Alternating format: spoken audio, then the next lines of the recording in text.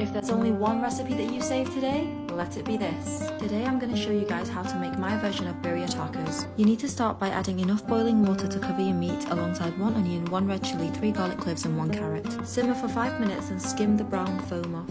Remove the meat, pour your stock into a bowl and set aside.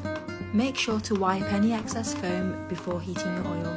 Fry off 1 large onion, 1 carrot, 3 dried chilies, a little bit of ginger, 4 cloves, 9 cloves of garlic. Then add 3 tablespoons of Mexican style firecracker paste in extra hot. Add 1 tablespoon of tomato puree and 6 tomatoes. Add your spices and cook until soft.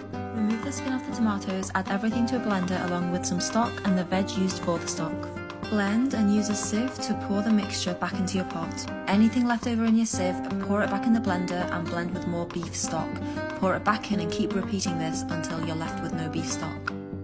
Place your meat in the sauce and add 5 bay leaves, 1 large cinnamon stick and crumble in 1 beef stock cube.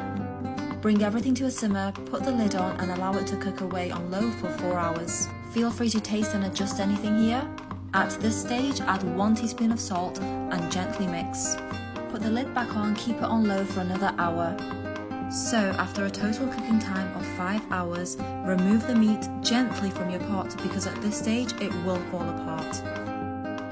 Use 2 forks to pull the meat apart. This will be really easy because the meat at this stage is so soft and so tender.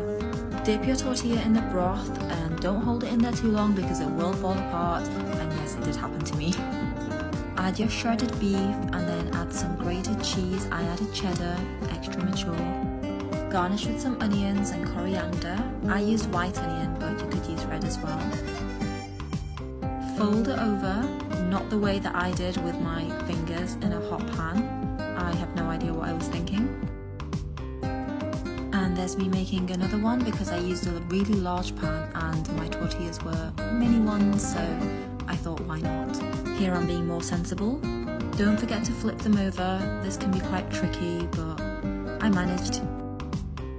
Add some of your broth to a small saucepan and let it bubble away and reduce until it reaches this consistency. Just look at that sauce. This was honestly one of the best meals I've ever made in my life, which is why